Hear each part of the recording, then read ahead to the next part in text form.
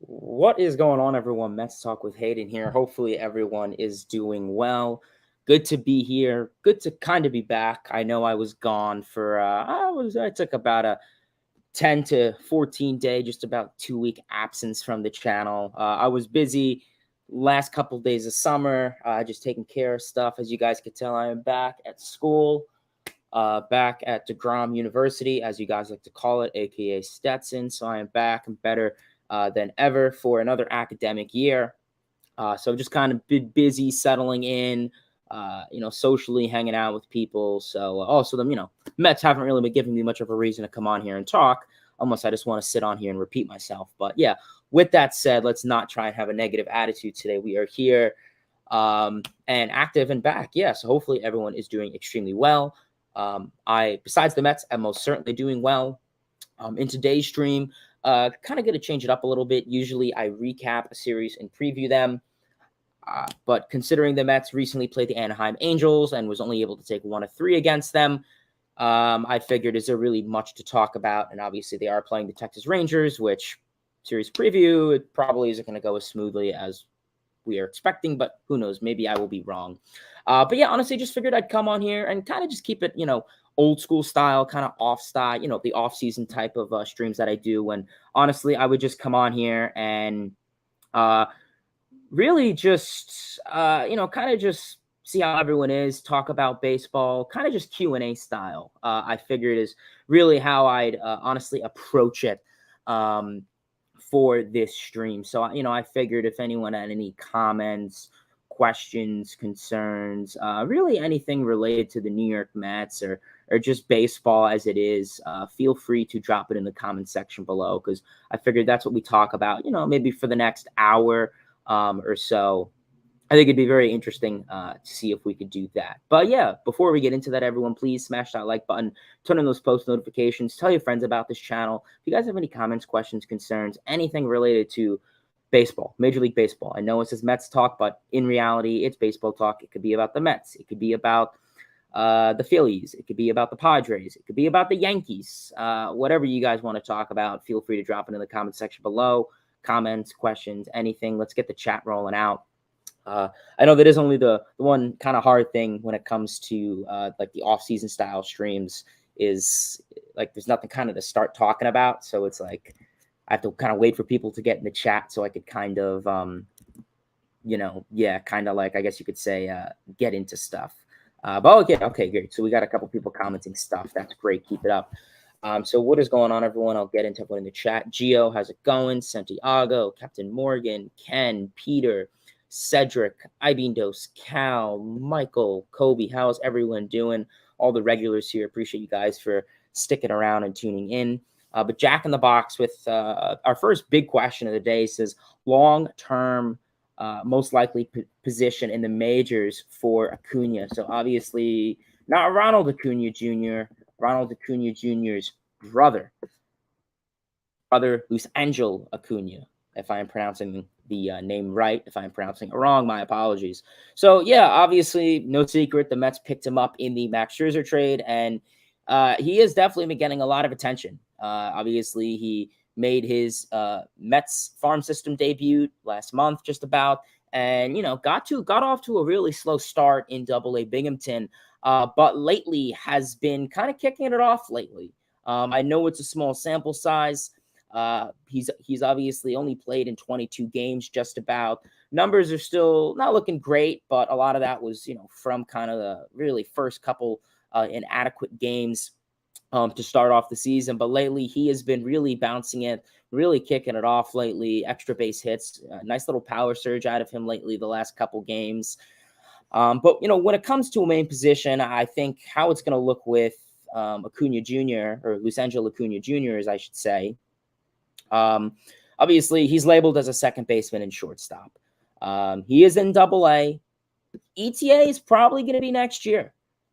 He is very advanced for someone his age and for someone at that career point. He's 21 years old. He's in Double-A, and his brother Ronald Acuna even complimented, saying he's probably more advanced than I was at my age, and that's crazy to think about. You could tell. I mean, the metrics, the barometrics, the offensive metrics. He's a very advanced hitter, very advanced baseball player. But with that said, he's in Double-A. I guess one question, Jack, is, when will he make his debut? And there's a lot of possibilities with that, how the Mets go about this offseason. I don't really think there's going to be a lot when it comes to the offseason, considering he's a second baseman, shortstop, and those two roles are kind of filled, for the next couple years. But when it comes down to it, I think there's a decent chance Acuna makes his debut with the Mets probably in the middle of 2024. I could see it around a June, July, August call-up for him. I wouldn't be surprised if he ends this year on Double-A still and starts next year on Triple-A. I think that kind of be something, we saw with Beatty and Vientos and originally Alvarez, regardless of the injury, but, mainly Beatty and Vientos. We saw that with them. They started off this year in Triple-A and they got called up coming like May, June, July. And I think that could be the case for Acuna next year. But when it comes to a main position, where are you going to put him? He's labeled as a second baseman. He's labeled as a shortstop. The versatility is good. I will take that. Very versatile player. I don't think he's this utility type player like McNeil, where you could throw him in left, you could throw him at right, you could put him at center, second, whatever. I don't think that's the case for him. But ideally, I think second base and shortstop are the two positions he is labeled as. I wouldn't be surprised if the Mets consider an outfield spot. And I know you guys are probably saying, oh, just because his brother. No, not because of his brother. I just think it's the defense and his arm. Very advanced when it comes defensively. His glove, his arm, his speed, just the alertness in the field. So I wouldn't be surprised if the Mets kind of explore that. We know that that's been discussed a lot with our favorite Met, Ronnie Mauricio. A lot of people have been discussing, oh, well, if he's a shortstop, yada, yada, yada, where would you put him? And that's been discussed a lot. So I think it's going to be intriguing to honestly see what the Mets want to do with Acuna, if they want to put him as an infielder, if they want to put him into another position. I think that's a possibility. Like I said, these guys are young. Do it now. We know the Mets have been notorious for a while for always putting guys out of position once they're in the major leagues. Well, no, do it when they're in the minor leagues, because that's the time when they could make the silly mistakes and learn. Yeah, I guess we're going to have to really just see how that goes. Cal says, do you think Jet Williams makes it up by next year? It's a possibility. We know that started the year in single A ball in Port St. Lucie, got the call up to high A in Brooklyn, and he's been on a tear. Jet Williams, on base percentage machine, walks, stolen bases. I wish this guy was on the Mets right now. We love Nimmo, but I wouldn't be surprised if this guy in 3-4 years from now is doing what he's doing still. He's your ideal leadoff guy with the amount of walks he draws, his plate discipline, and once he's on the base, he's a threat. So, Jet Williams is the definition of a great leadoff hitter. Obviously, he'll probably finish the year in Double-A, potentially even start next year in Double-A. And I think Triple-A, he may spend a little bit more time. Obviously, he spent a decent amount of time in Single A. And, obviously, like I said, you're not going to jump from, each system, in a month or two. It doesn't really work like that. There are players that have done that, but it's very rare. So I think when it comes down to Jet Williams, I wouldn't be surprised if we could see Williams maybe make the roster next year. But like I said, when you guys say, can this guy make the roster next year? Can Williams make the roster next year? Can Acuna make the roster next year? Yeah, next year. But we're talking like August, September. You saw how it was with Beatty. You saw how it was with Vientos. You saw how it was with Alvarez. All those guys made the roster last year, but they made it in September. So I think these guys can make the roster, but I don't think they're going to have a crazy impact that's in the lineup every single day. Unless, for whatever reason, they get very advanced in the span of the next month and really go off in spring training. I wouldn't be surprised if Jet Williams gets an invite to spring training. Same with Luis Angel Acuna. Explosive, what's going on? He says, Hayden, there's something that's going on with Pete that we don't know about because they're trading him, ? Did he sleep with someone's wife or girlfriend on the team? It's got to be something bad if they want to trade Pete. Yeah, Explosive. I think when it comes down to it, I'm not really sure what the whole situation with Alonso is. Obviously, this is a topic I hate to discuss because I'm a big Pete Alonso fan. I mean, that doesn't tell you enough. I'm wearing a McNeil jersey, but still, I love Pete Alonso. I mean, he is a franchise player. You don't see many guys come up their rookie year, hit 53 home runs, make history, all-star, and carry an offense. Since Pete Alonso has been in the major league since 2019, he's always been successful. Regardless of Cupcake 2020, he's always been a dominant hitter. He'll have a week or two slump every now and then, sure, like every other hitter. But with Alonso, he's a guy who, since debut, has had just success. And you don't see that in baseball very often. You don't see a guy go out there, average 40 home runs, 100-plus RBIs a season. Not many guys could do that. Power hitters don't grow on trees. They're very rare to get, especially consistent power hitters. And yet alone, power hitters that stay healthy, knock on wood. But, I mean, dude's played, 160, 161 out of the 162 games predominantly. Like I said, I don't know what to make believe with it. Like I said, there's a possibility that anyone can get traded. I mean, there's the 1% chance to 99% chance. When it comes to Alonso, I'm not going to sit here and worry about it now.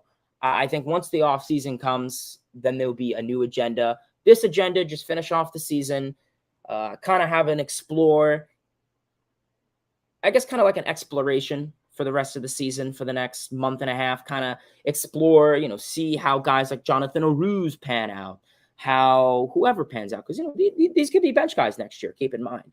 But with that said, when it comes to Pete, I don't really know what the situation is with him. I think it'd be foolish, stupid, and dumb if they traded him. I mean, I don't need to go off and explain why. The fact is you re-sign Jeff McNeil, you re-sign Brandon Nimmo, and you re-sign Edwin Diaz. And those guys are great.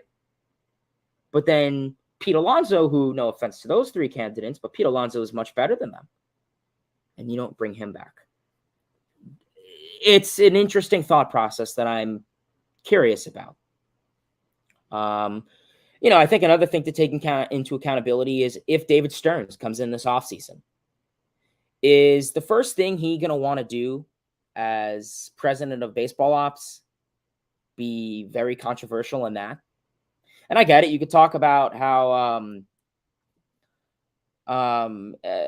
who was the guy from Boston? It may have been Chaim Bloom. Who's the Red Sox GM in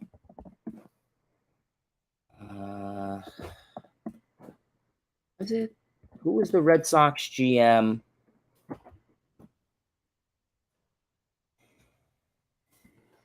Give me 1 second.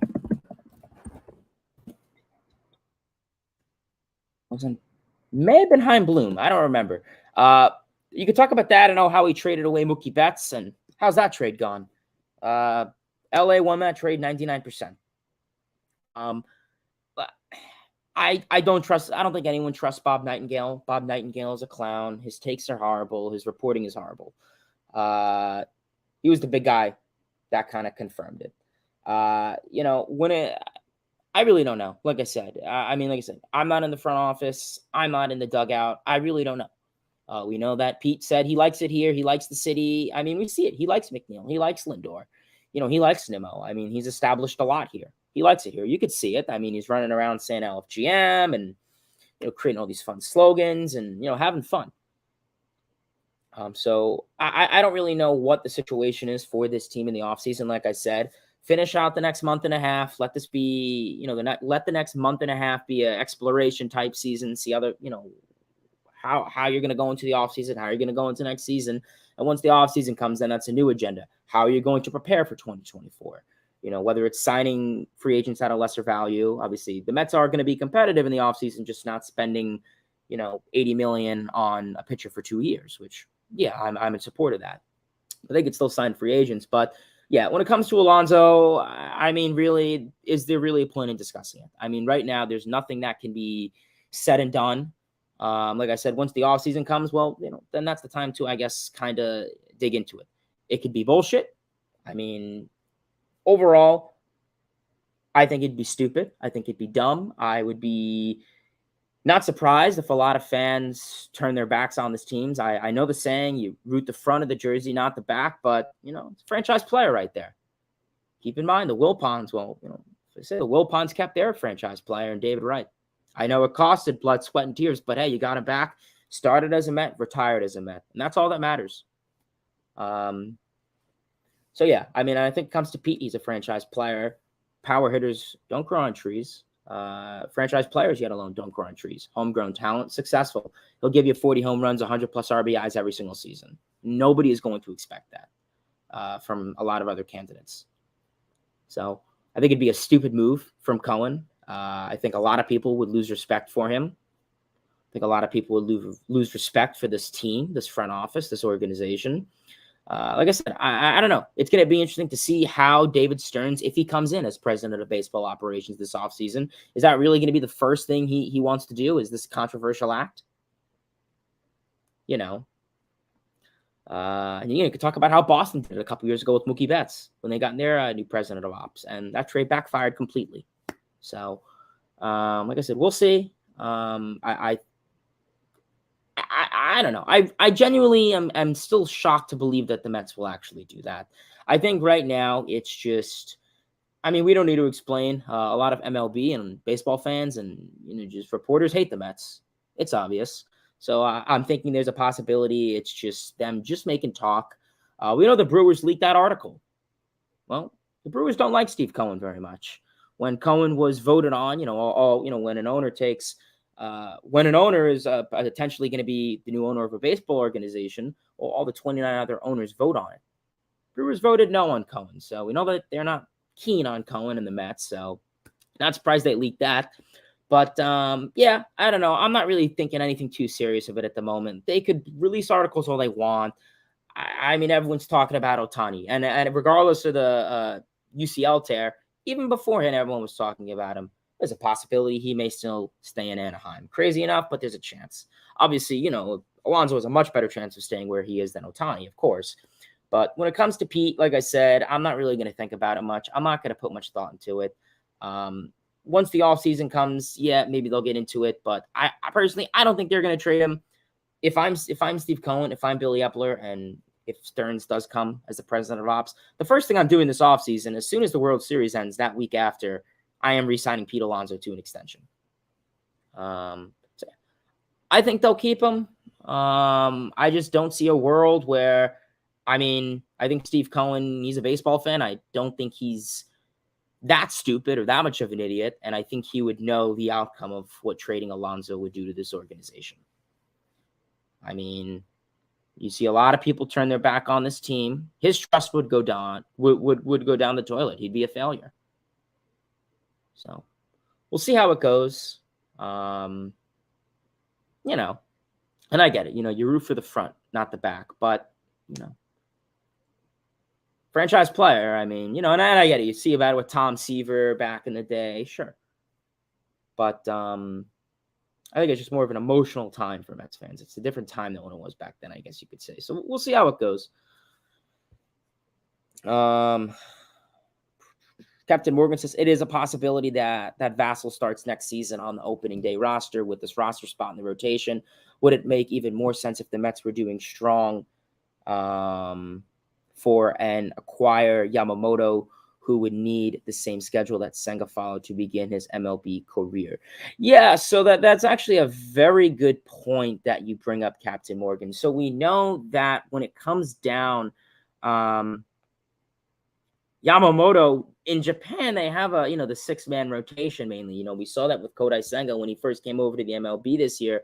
And for the New York Mets, he really needed that 6th day. And the Mets are kind of still honoring him that. We've seen a couple 5th day starts, and I think it's just more of an acclimation thing. I think it just kind of took Kodai Senga a couple months, a dozen or 2 starts to kind of get into the groove of pitching consistently and pitching every 5 days. So I think that could be a concern for Yamamoto. We'll see how that goes. When he comes over here, I think Senga will be by far acclimated by then. And then who knows, maybe it'll be Yamamoto will be the guy that'll need that. But keep in mind, I think bringing up Vassell wouldn't hurt regardless of that factor. I mean, I would definitely bring up Mike Vasil if he is ready, of course. We know that he has been dominating down in the Mets farm system.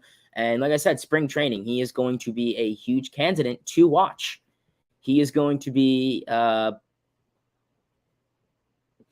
he is going to be a huge candidate that, you know, is going to be discussed about, I guess.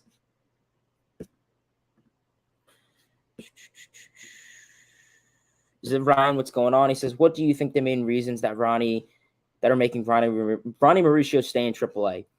Yeah, so Ryan, I know that's obviously a very interesting question. So we know that originally the thoughts were that they were trying to, I guess, manipulate his service time. We know that there's the saying, I think it's like August 19th or something like that. And then if you get called up after that, you still maintain your rookie status going into next year because it's like 42 or 40 something days. I don't know, but you get the point that I'm trying to make.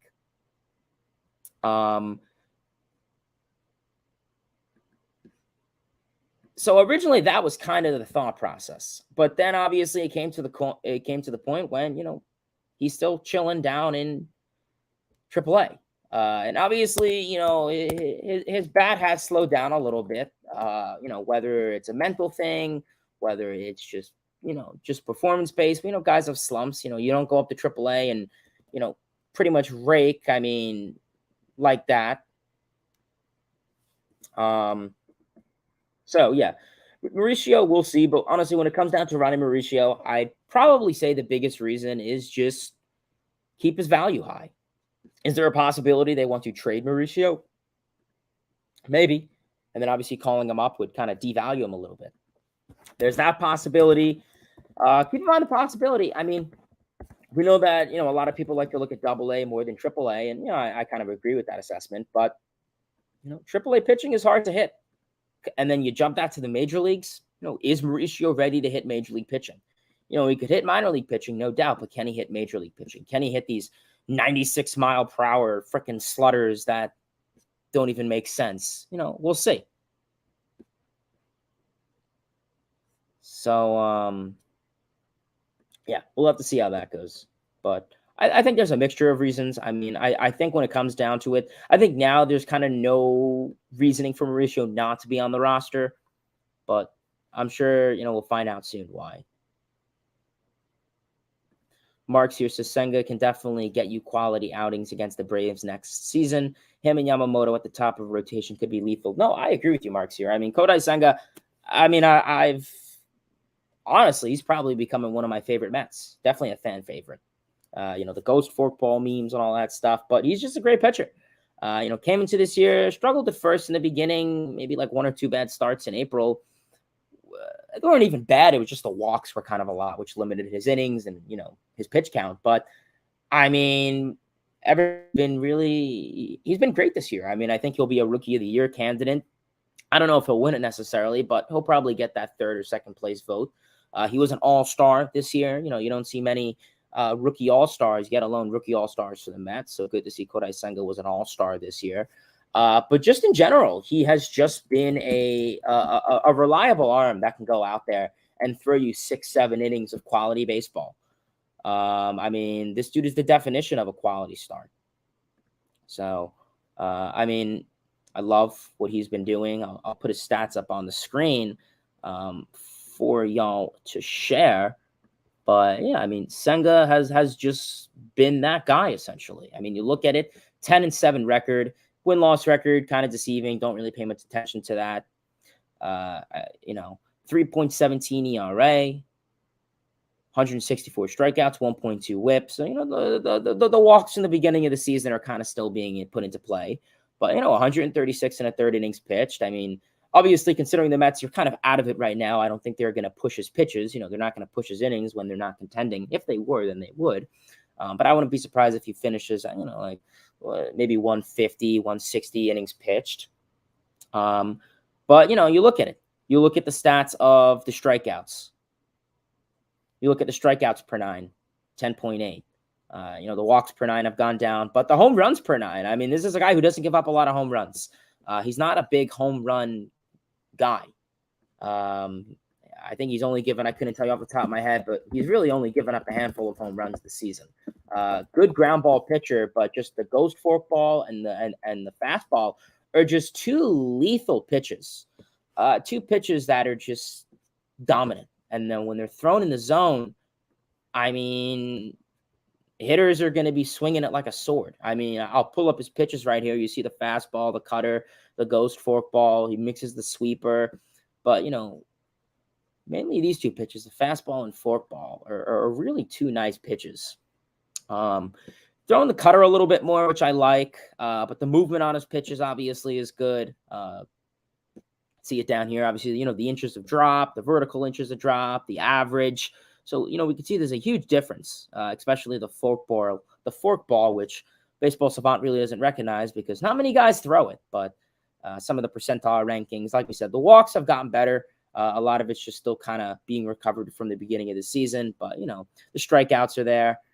The trace rate is going up, so you like to see that. But, yeah, I mean, Kodai Senga is just great arm, great guy to have. I mean, I really think that going down the line, he's going to be a big arm to have. I know he's 30 years old. He's, obviously much older than a lot of MLB rookies because, he played in Japan for pretty much a decade's worth. But, I think the Mets are lucky to have him for the next, 4 to 5 years. So, see how Kodai Senga goes throughout.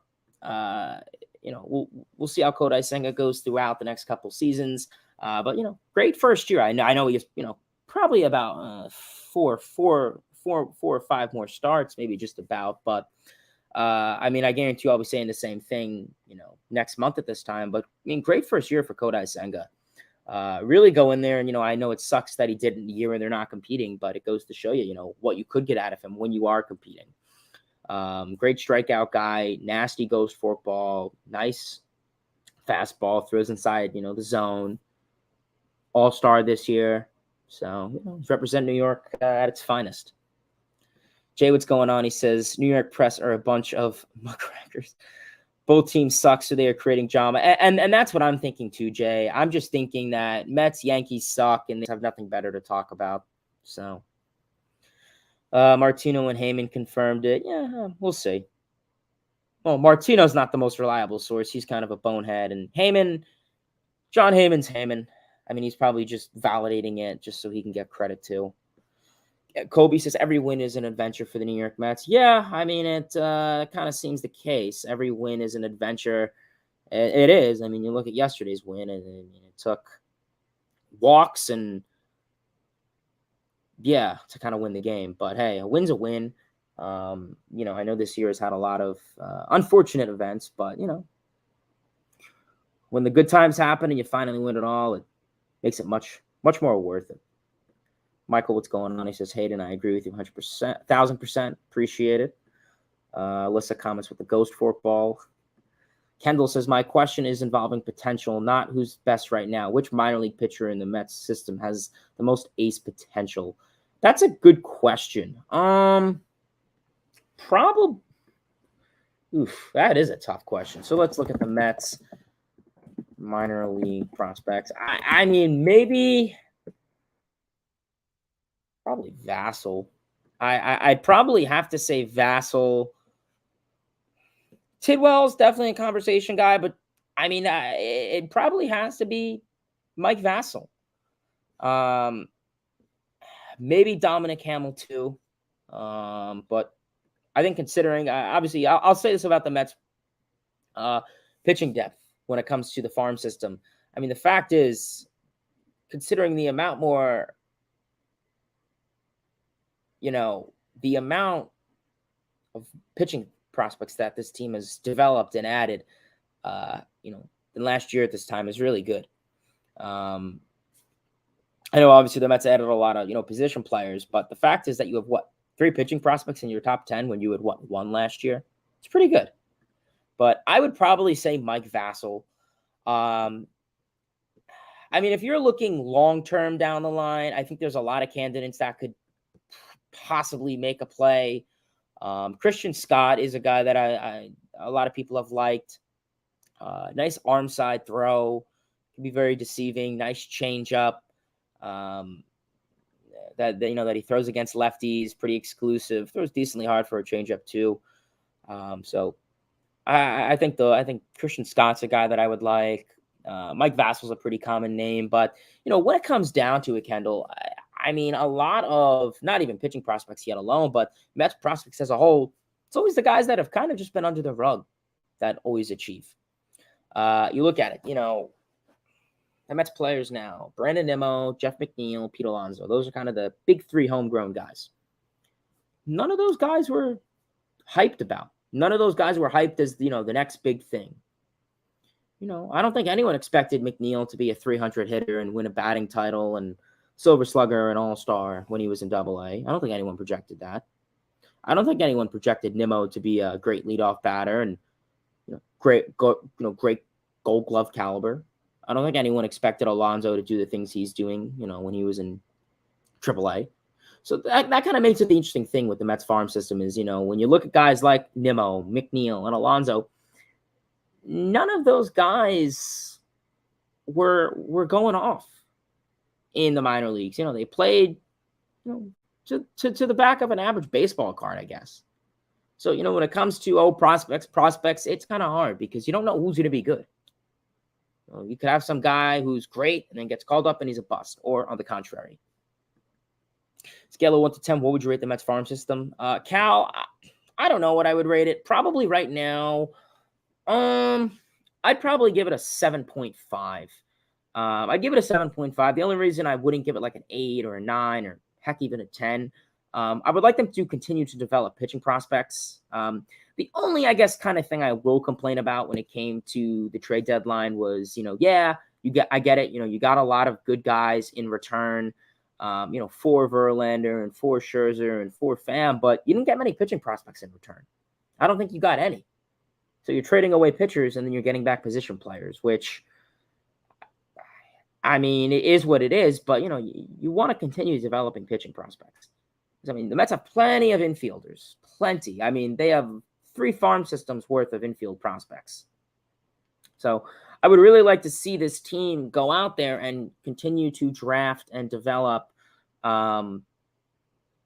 pitching prospects and yet alone obtain them at the minor league level if they could. Because, I think that's going to be very important for them, down the line, of course. So we'll see how that goes.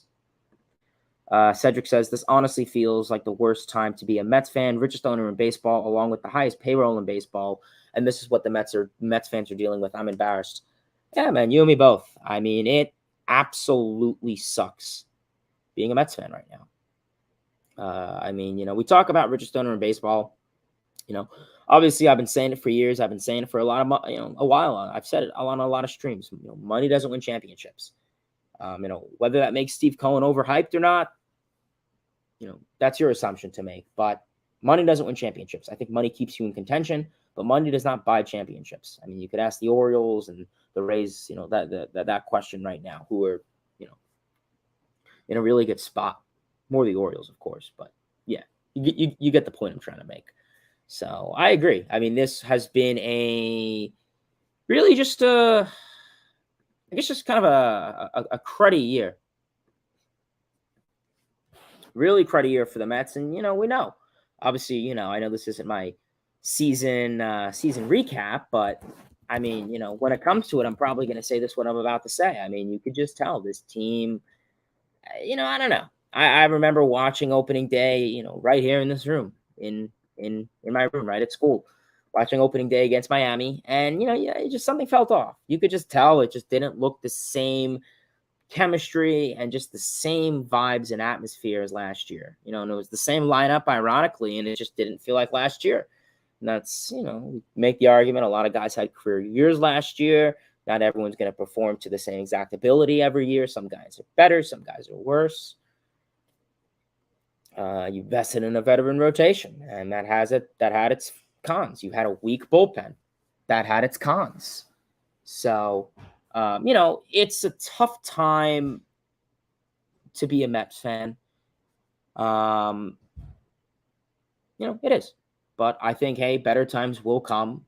I always tell people, whatever sports team it is, the bad times, well, yeah, you'll have them. But when you win it all, it makes it feel so much more enjoyable. So, It sucks. Like I said, this isn't. This isn't. It's the worst time to be a Met fan in baseball now. Sure. Obviously, I don't. Like I said, I don't think it's the worst time in their history. I mean, look at it.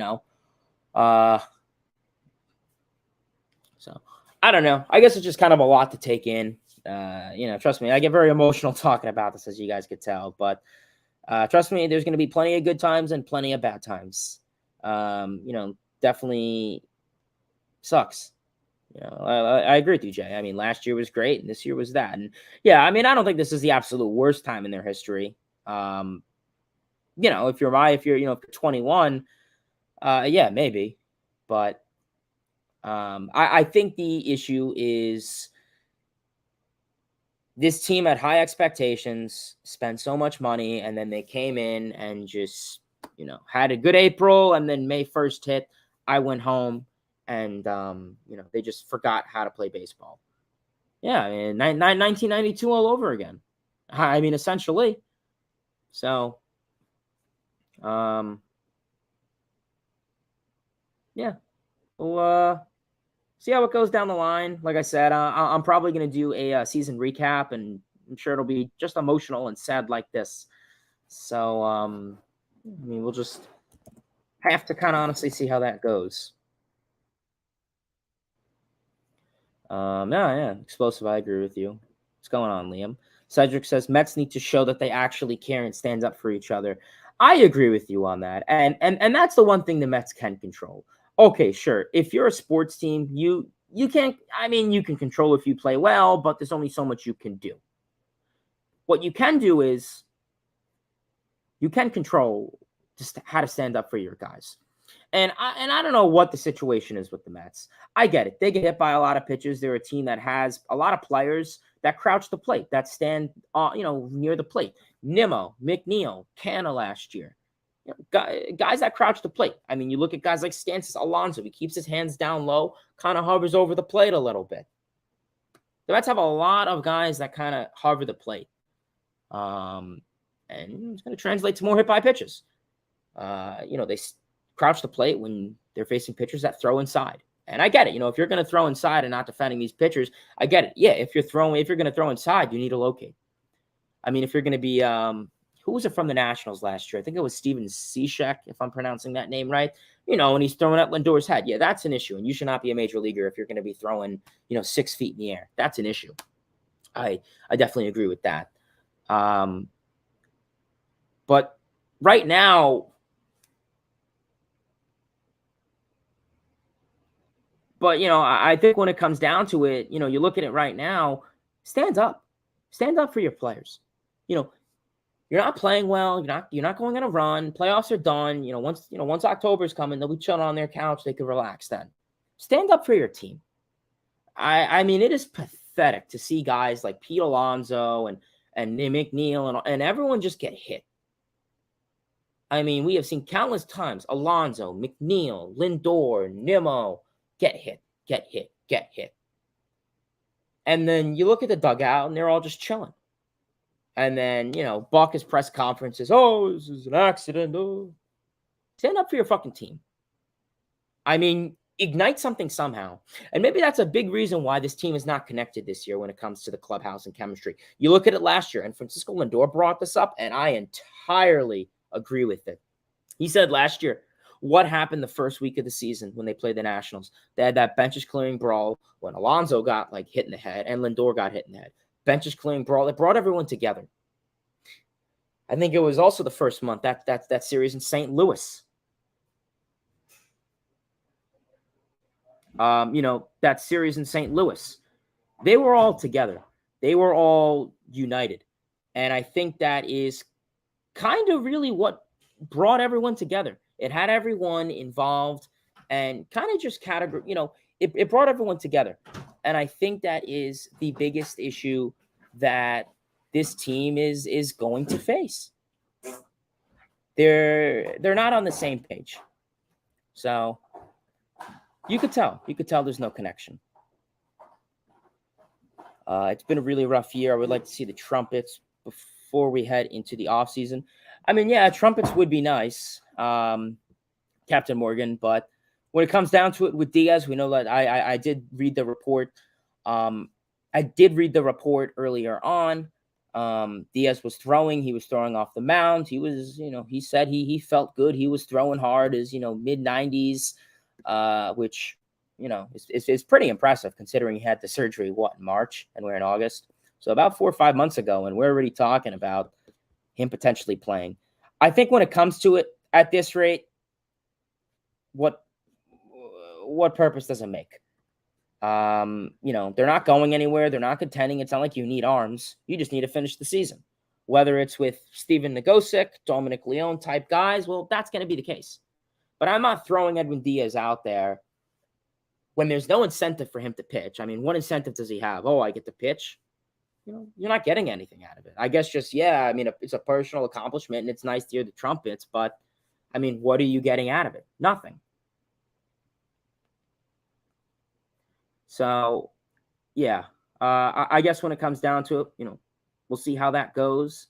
But, if I'm the Mets, I'm telling Edwin Diaz, listen, we love you. Just relax and we'll just, we'll get back into the swing of things in spring training. So, yeah, see how that goes. Yeah, no, I agree. Yeah, no, last year was a year to remember. 1992 all over again. It's been a rough year for the Mets. Would like to hear the trumpet. Oh, yeah, I read that. Just sign Noah. I agree with you. Though, yeah, I mean, hey, say what you want about Syndergaard, but at least he retaliated. He stood up for his players. It's like, it's not, and it's not even as an athlete. It's just as a human being, stand up for your friends, stand up for your family. They sit here and they let him take it. Like, this is a team that's having a horrible season. I get it. You can't control that, but you can control standing up for your teammates. And, you can't sit here and say, oh, well, they're not competing. So what point?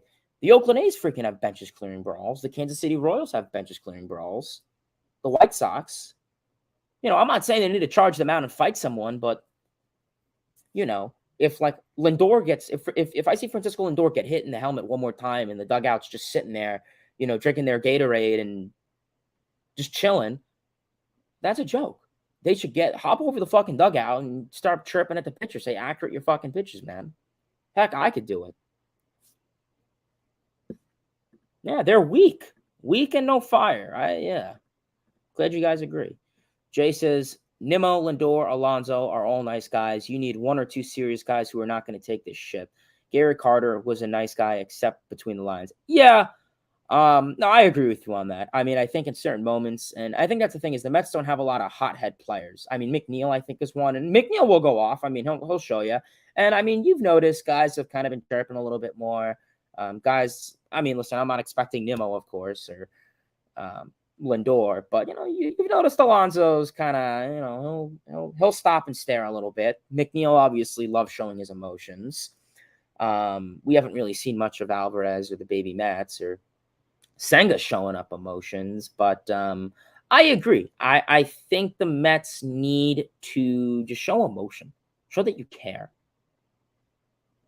Can the Mets win tonight, Lane? It's possible.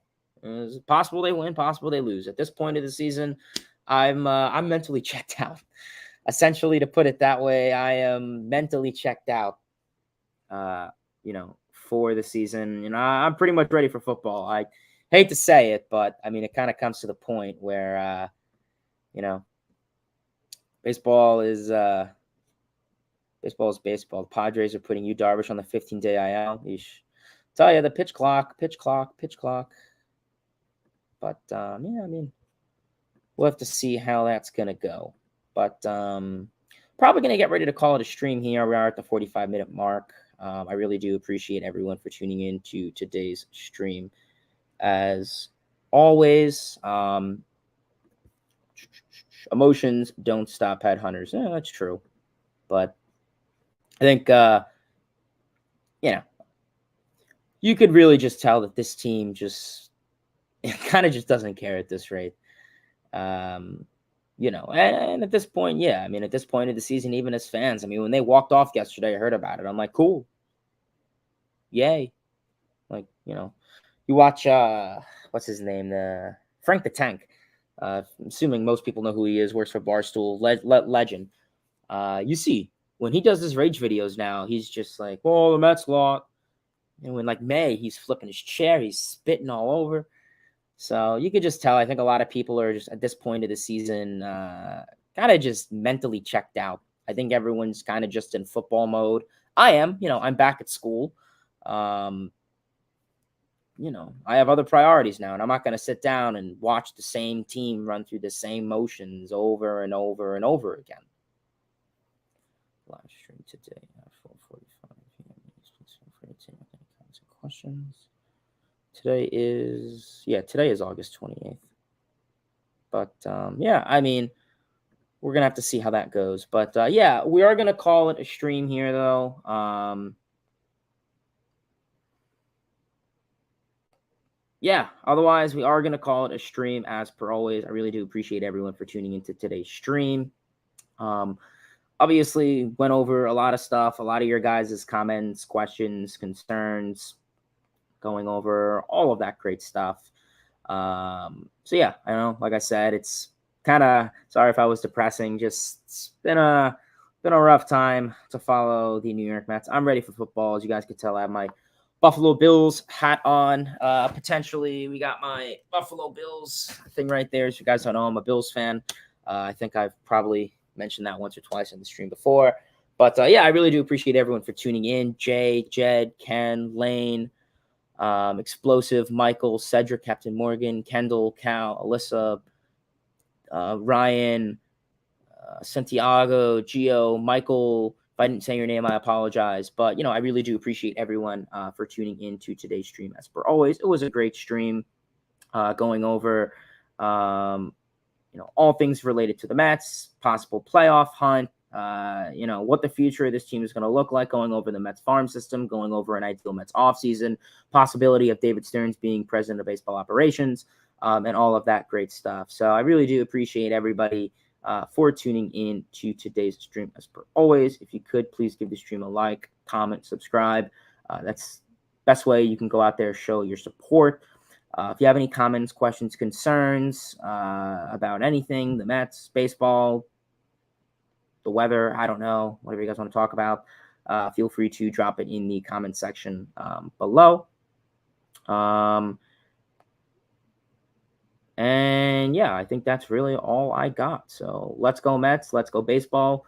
Like, comment, subscribe, turn on those post notifications so you never miss a stream or video. Off season is coming. Going to be a lot of content in the offseason. I'm sure it's going to be an interesting offseason for the Mets. So, yeah, definitely a lot of great stuff when it comes down to that. So appreciate everybody for tuning in to today's stream. As per always, let's go Mets. Let's go baseball. Let's go Bills because, why not? Maybe I'll start a football channel. Not saying anything, but who knows? And, yeah, till next time, baseball fans, see ya.